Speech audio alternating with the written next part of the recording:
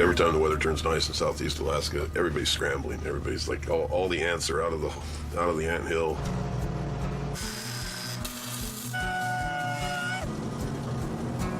All these guys, the Ocean Harvester, the Westerly, the Finesse, the Osprey, everybody wants paint, they want zincs, they want foam and pressure wash. In the yard, it's always something new, always something happening. It's just out of control. Fire extinguisher!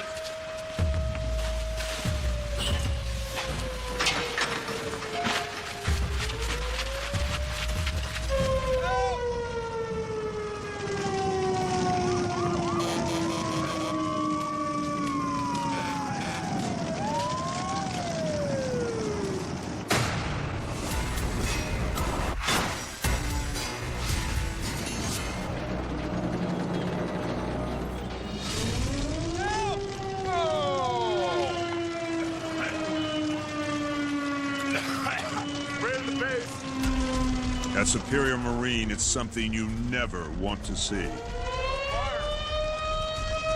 The fishing vessel Ocean Harvester is burning out of control.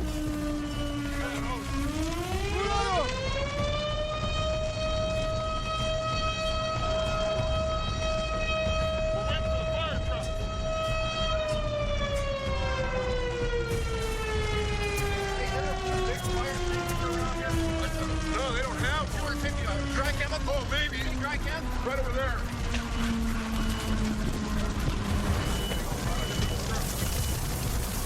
Yard owner Don Sorek and his crew grab everything they've got to save the boat.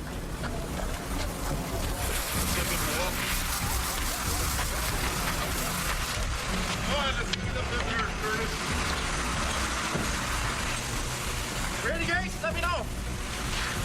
Ready? Go.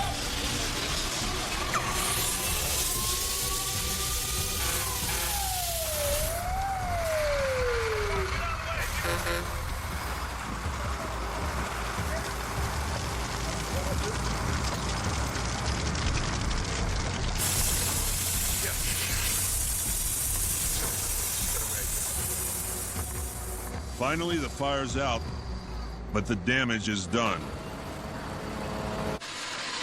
Hey, I know it's not good, but how bad is it? Yeah, I mean, it's not good, but everybody's okay. It's Mayday. Oh, that was good response. Yep. Welding cut foam on fire. Boy, that was close. Yeah, real close. How's Dave doing? Dave's doing good. Joe's a little, he's beating himself up at the moment. There was people on board. A little 7-week-old baby. It's all my fault. 23-year-old Captain Joe Sims had more than his ship to worry about. My wife and baby were on the boat, and I was on the ground when I first seen it. I was just hanging out in the room, didn't know what was going on. I was changing her diaper, actually, so she's completely got no clothes, nothing, and I just hear yelling. I went out and the whole hatch was engulfed. I ran through it, got inside, and grabbed the baby and went out the front door. I didn't even have a chance to grab shoes. The lady in the office got me some shoes. And one of the guys over there helped me get her down the ladder, so I just, too much to think about. Now it's the severity of how bad this is all gonna suck to fix. And yeah. For the Sims family, this couldn't have come at a worse time. In days, the boat has to be back on the water or risk losing 200 grand in work. What's the first thing to do, Don? Shave it off. Pressure wash, get the snot out of it, or No pressure wash. suck the water out and go to work? Yeah, we need to get the water out ASAP.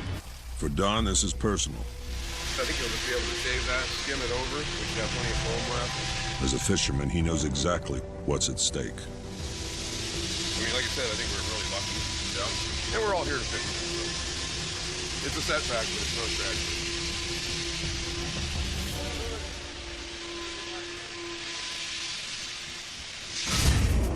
Nearly 1,400 miles south, What do you think about picking up that mast today? You got a welder. I mean, it won't take very long. Just gotta get it up.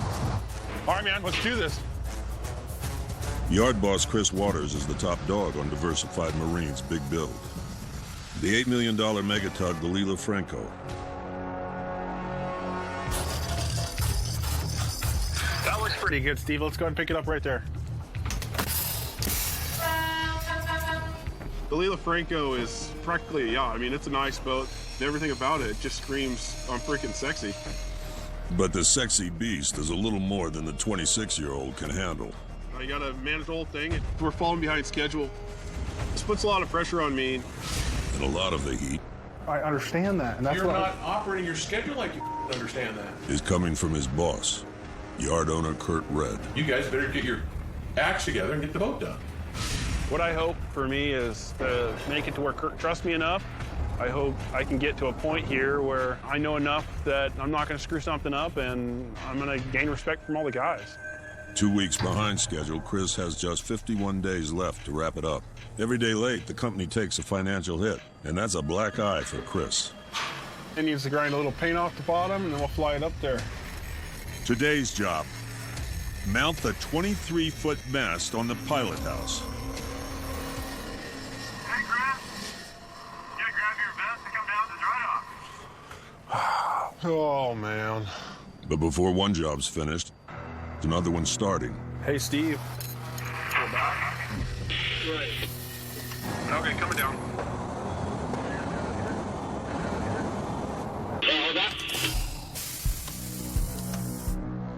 The source of the interruption: Gotta make sure there's fuel down there, too. Dockmaster Race Turner, who's got a 58-foot tug that needs hauling out of the water. It's time to leave my project and go to another one. I gotta go help Race with the dry dock. That's gonna suck. Diversified rents out tugs, and when one comes back, it's dry docked for damage inspection. I mean, it takes a huge group of people to get these things on and off.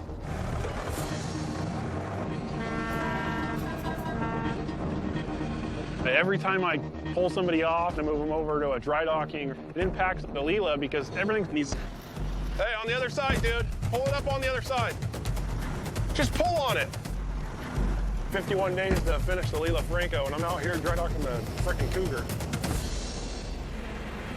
All right, we're open. We're gonna start going down right now, so. Dry docking is a game of inches and timing. First, the crew lowers the dock and floats the boat over the blocks.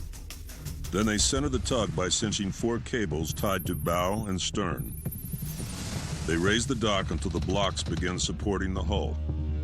Next, the crew loosens the centering cables, shifting the boat's weight to the blocks below. And finally, the sliders lock the boat into place.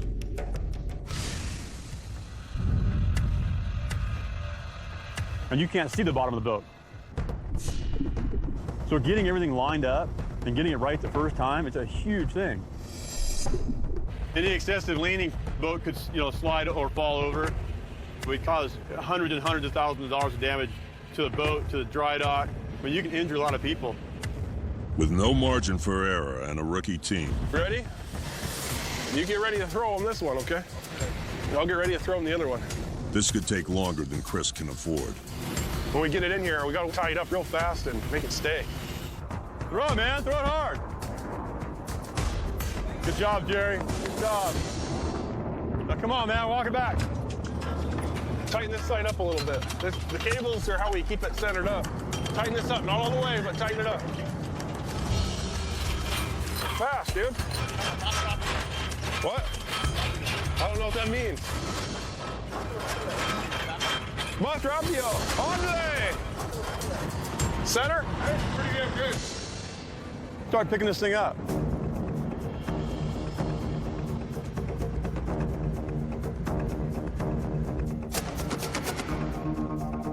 I'm just gonna keep on pumping these tanks out, and it will just slowly come up the whole time. I stay stay my balance. We look for a point when the vessel starts to come out of the water. That's when we know we have the boat, we're starting to take the weight, we can get ready to pull the sliders.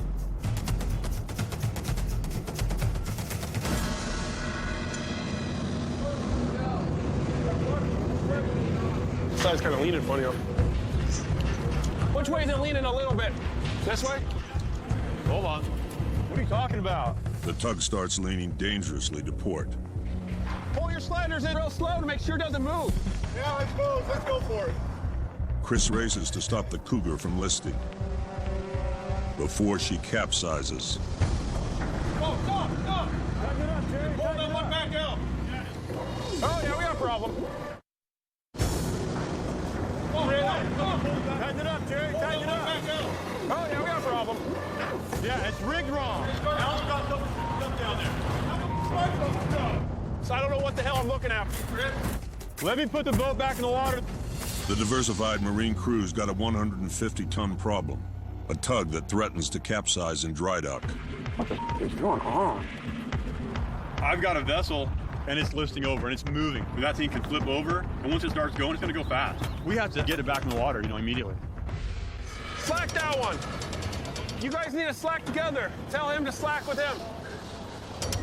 The sooner the ship's off the dock, the sooner they can figure out what's wrong. Okay, that's good. That's good. We got a little problem with our sliders there. We still don't know what's going on.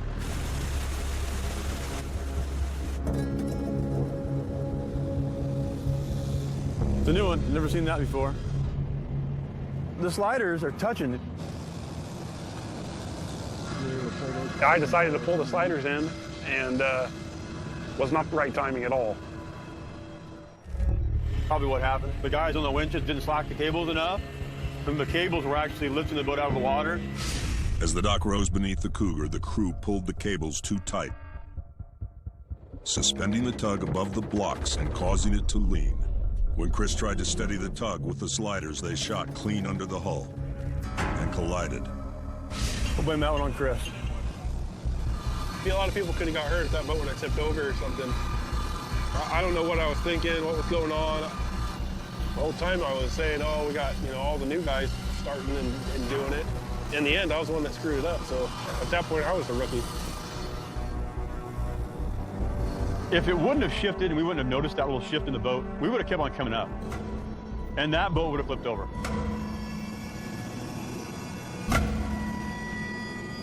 That little up should have been instantaneously catastrophic. We're gonna reset, put everything back where it's supposed to be. Let's take those two wedges off, put two new ones on. I screwed up.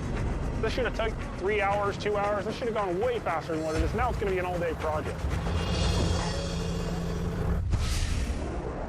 Across the country on the Delaware River, we're about 15 miles from Philadelphia right now, as the crow flies. It looks like the boys are ready to work over here on the barge. They have their crane boom up in the air. We're just about ready to approach. We're gonna pull out 3 ropes, a bow, a stern, and a spring.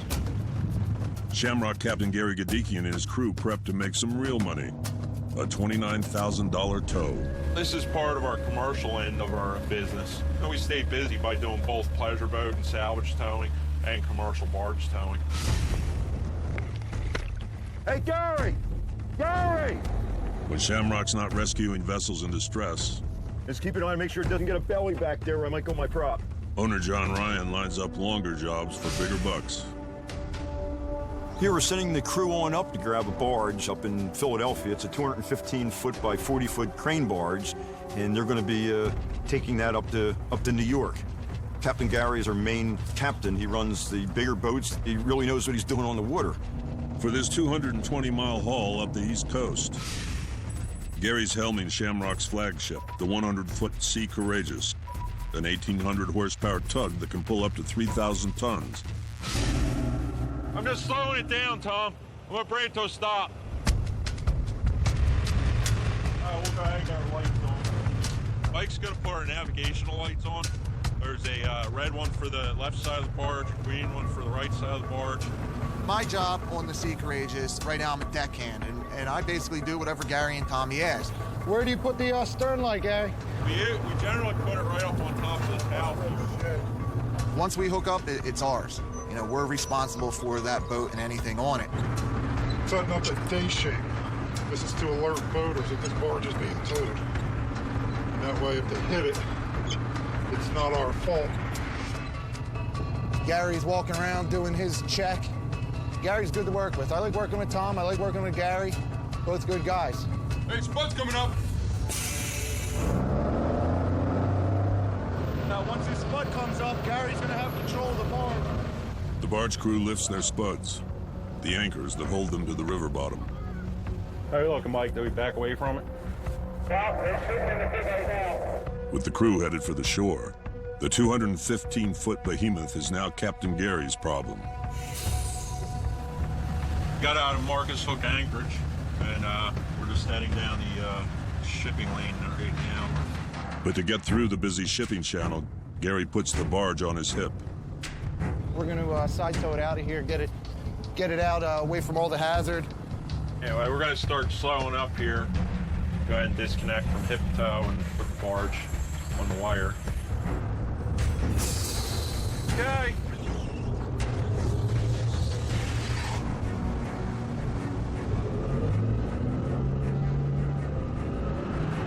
Just got ready to throw the chain to Mike up on the front of the barge.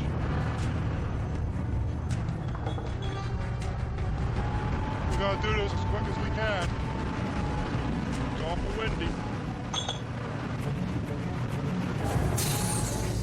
The Sea Courageous needs to snare the barge before it picks up speed and becomes a 1,000-ton wrecking ball.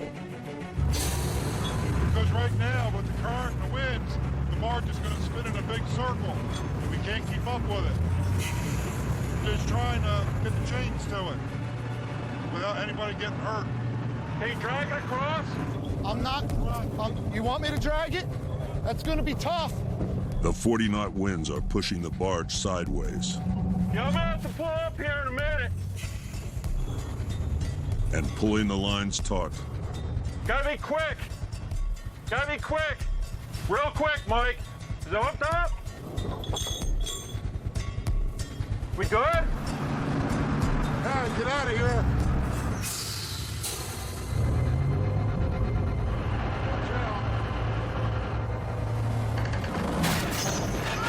Shoot. On the Delaware River, We good? Hey, get out of here. Captain Gary Gadikian and his Shamrock crew are just getting started. When suddenly, Shoot. What was that? Snapped the rifle. Oh, You all right?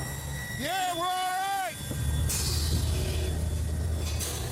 Darn it. the force of the pull snapped the steel bridle, whiplashing it back at the crew. Broke the cable. Broke a cable. What are we gonna do? You got another set on board? Yeah. In the middle of the busy shipping lane, they're barely hanging onto the barge. He hammered on that thing pretty good. I don't believe I did that.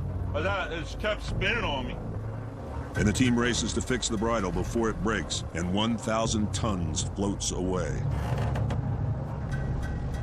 So now we're basically just gonna pull this in and put the same equipment right back on. I mean, we got lucky there, man. Someone could have got killed. Put Branto stop.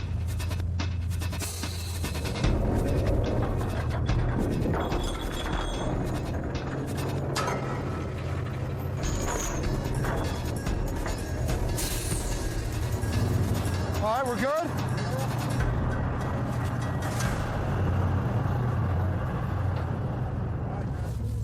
They need this last tow line to hold.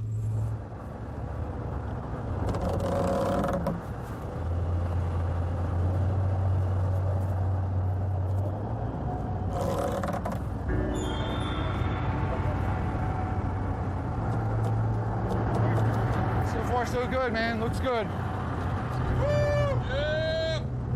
After a close call,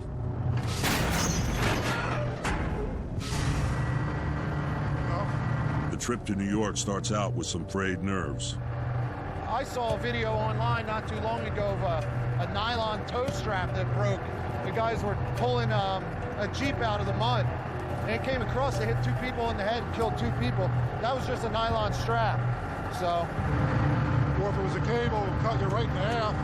Once that happens, there is no saving you. We're lucky that nobody got hurt in that whole fiasco. It's not one of the best performances. We try. Occasionally, this happens. 3,000 miles northwest in Wrangell, Alaska. So you got people wanting to come. No, I told them all, no. You can do that for me. Go away. Okay. Tell them all, tell everybody to go away. Go away. Dawn is not talking to anybody this week or scheduling anything this week. Tell them they don't even want to talk to me. Superior Marine owner Don Sorek is turning down work to help a fishing buddy. Dave's a great guy and he's a good friend, and I'm doing everything I can. It's putting the rest of my projects behind. Earlier, fire scorched the ocean harvester.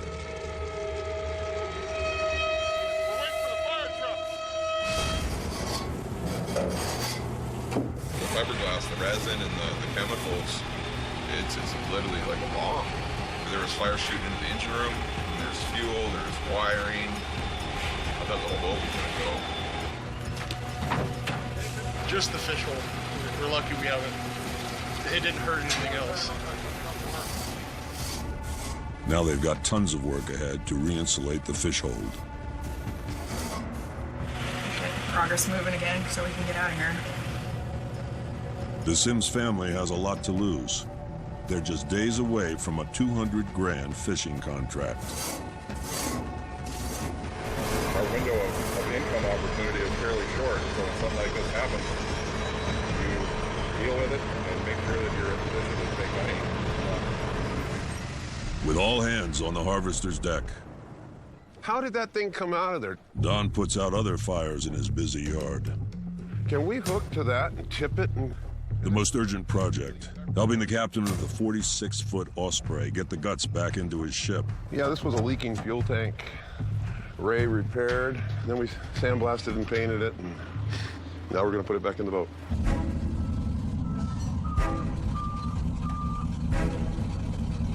That'll work.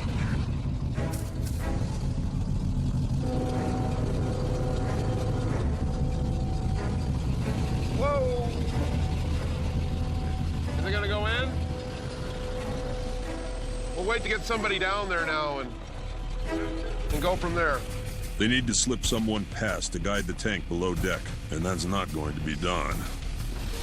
You know, you'd think for all the walking that we do around here that I would be skinny, wouldn't you? I mean, don't you think? Curtis. But luckily for this kind of work, Don's got his thinner apprentice, Curtis. All right, I got a hole. Yeah. Okay.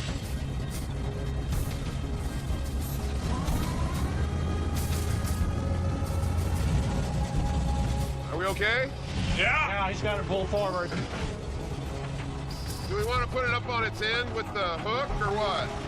No, now we just gotta get down there and wrestle it into place. So that little cap, we're gonna have to take the tank, bring it up, and get it in. Because you just want to try to push it in here. We could give it a try, a wrestle, whatever you want to call it. It's pretty heavy. Yeah, you can go forward some. Go forward a little more.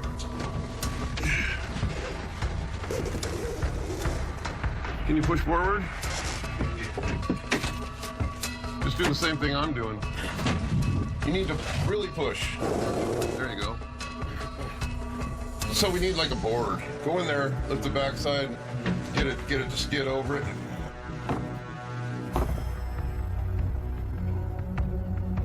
If you lift up the front, I can push. Okay. You got the front up? Yeah. Okay. Uh-oh. Uh-oh. What? I got a little problem here. What's going on? Ow. My knee's out. I gotta get it back in.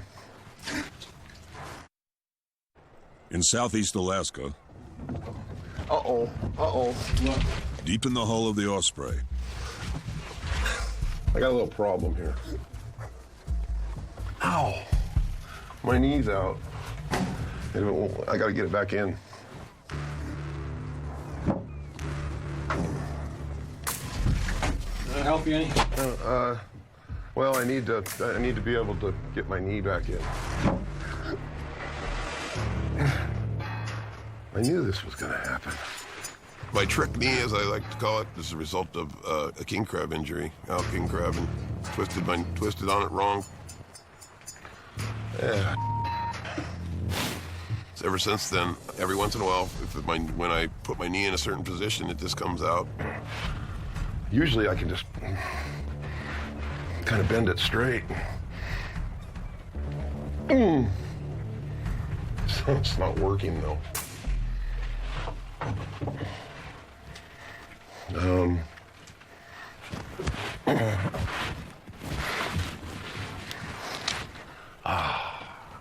Got it. It's all better. If you lift up the front, I can push. Don toughs it out. We're almost there. And puts the tank in its place. All right, Don. Okay. I've worked with injuries, good and bad. It's just sometimes you just got to man up and work. Now he's got a nice new fuel tank that doesn't leak. Should be good for another 70 years. Another happy customer. Don can cross the Osprey off his list. Well, we're spraying foam in the fish hold. That's kind of exciting. A huge thing to see foam going in there after all this. But the badly burned ocean harvester still needs a lot of help. Oh, shipyard life is a wonderful life for me. Happy face. Don's in high gear. This is a test of the emergency happy face system. Okay. Trying to keep spirits up. See if we get anywhere here. Yeah.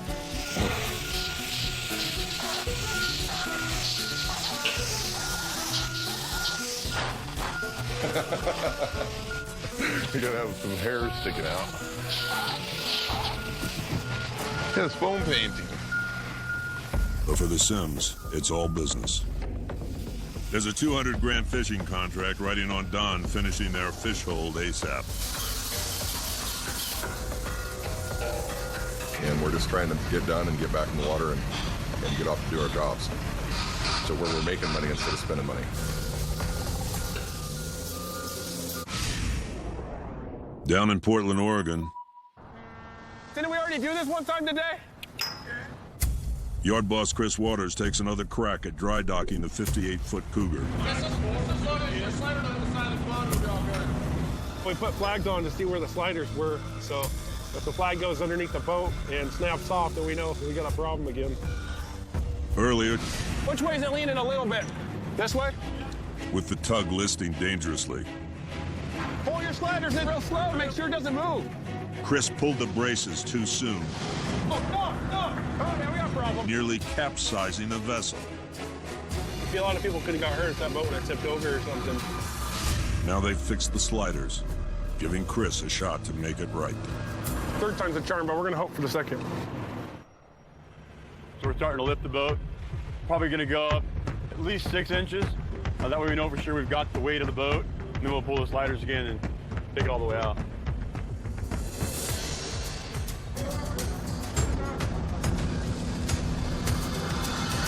Pull a measurement to the water line. We want to make sure before we pull the sliders in, and we want to make sure that I'm not hallucinating like last time. So the boat's a little crooked right now, but he's going to slack his a little more to bring it this way. Let it off a little bit, just a little bit. The team on the port side slacks the cables to level the boat. All right, good enough. That's good. Lock it back down. Okay, so you want me to pull my slider in first, and then it'll make the boat come this way, right? Okay.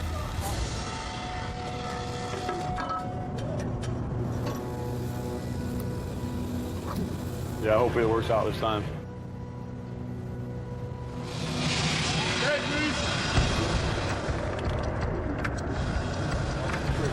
Moment of truth. Jerry, tighten it up, Jerry, tighten it up. Yeah, hopefully it works out this time. Chris Waters has his hands full, dry docking a 150-ton tug. Moment of truth.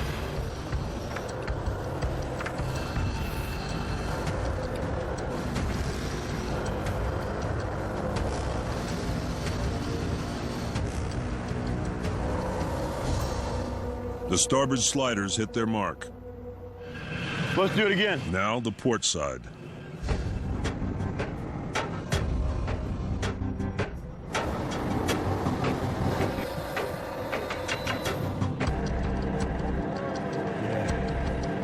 That's it right there, Chris. For a bunch of rookies, good job. Woo!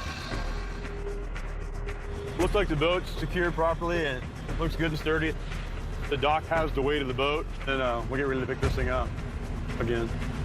After 6 hours of trial and error, the diversified team finally lands their boat. We'll run down there and check it out. Nothing's dinged up, nothing's loose, nothing's wrong anywhere. But it looks really good. So yeah, I guess we'll call it good. One job's off the books. I haven't really been up here all day. But it's put the yard's big build, the $8 million Lila Franco, further behind. Come on, Steve, let's hurry this up. I need to hustle up a little bit here. To make up lost time, Chris gets his team back to business, craning the mast on the tug before day's end. Got a guy spin around on. This is probably one of the most important parts of the boat. Let's say their boats know where he's going and where the boat's driving to. So this is kind of a big deal to get it up there. It's airborne. We'll fit it to the house and I'll weld it real quick. Get that thing on there. I need to weld that down. This is one of the things we wanted to get done today. Every day I learn something new, and every day is a new experience. How's it look, Chris? That's good. I think it worked out good. It's not like going and flipping burgers every single day. It's something different every single day. New excitement every day. This is the cherry on top, man. This is the top of the boat. This is what makes it.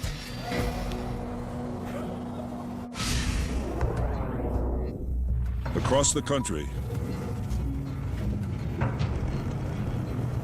All right, over here on our starboard, we got New York City. We got the Empire State Building out that way here.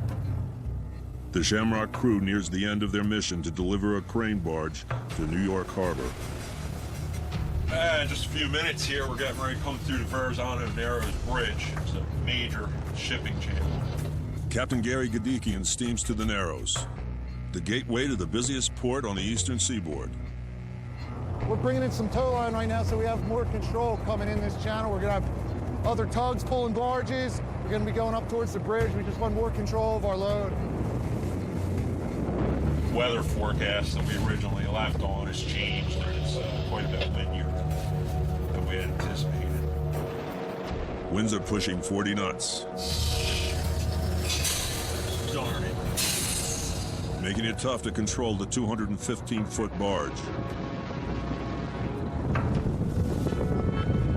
Wind's picking up a little more than we wanted it to. The wind's not good. Even the light wind that we had in the Delaware, that's sort of what caused that wire to pop. At the start of their trip, high winds caused a near-fatal accident. Now, It's smelly and rough in here. We don't want to break anything.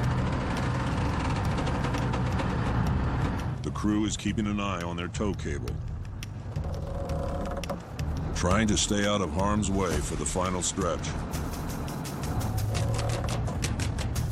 We got a lot of weight pulling on these things. Snap this steel cable like a toothpick.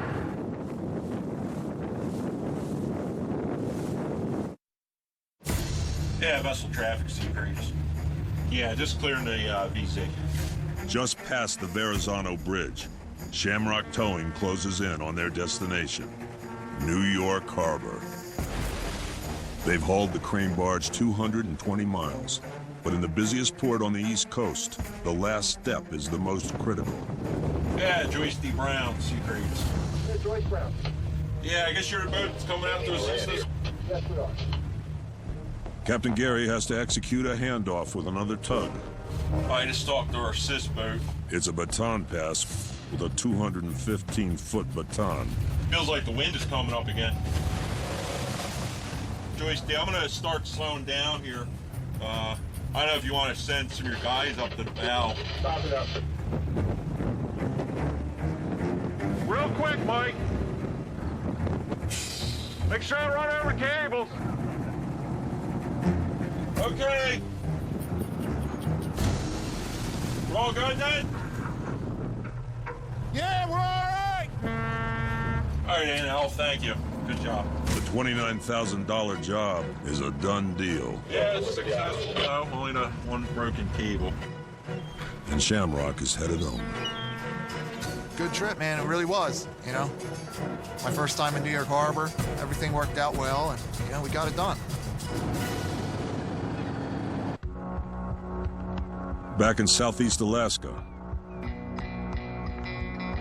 Well, it's starting to look like a boat. Don's wrapping up as well. I guess it's not what happens to you in life, it's how you do it. And I gotta say that for what happened there, it was bad, but it was, but the recovery was almost amazing. You know, the recovery from that.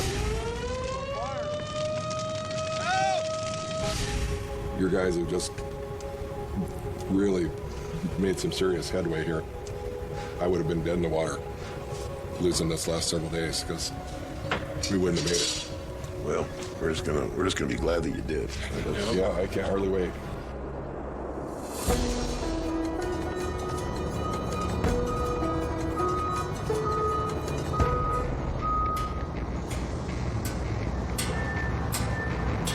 It's time.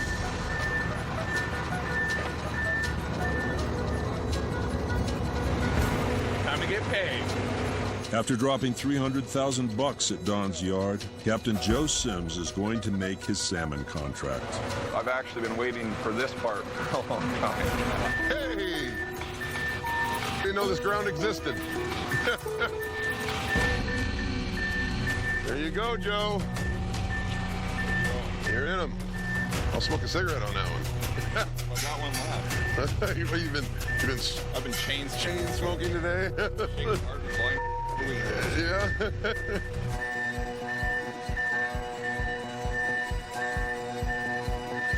This is one of my more jovial moments, seeing this boat go in. I think I feel as good as you do. Ocean Harvester back in the water. Look at that. So great, Joe and Dave are back on the water, both of them. I feel good about being a part of it. They're appreciative. I feel like I've done everything I can to help them out. That's what I'm here for, I guess. Another one out, next one in. I'm still a long ways from getting out of here.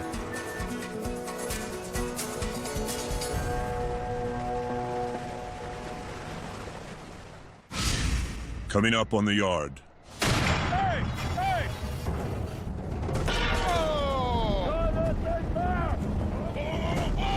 For all the standing around here, this ought to be the cleanest shipyard in the United States. So when things are going wrong and you have to improvise, what happens then? Hey, Gary! Gary!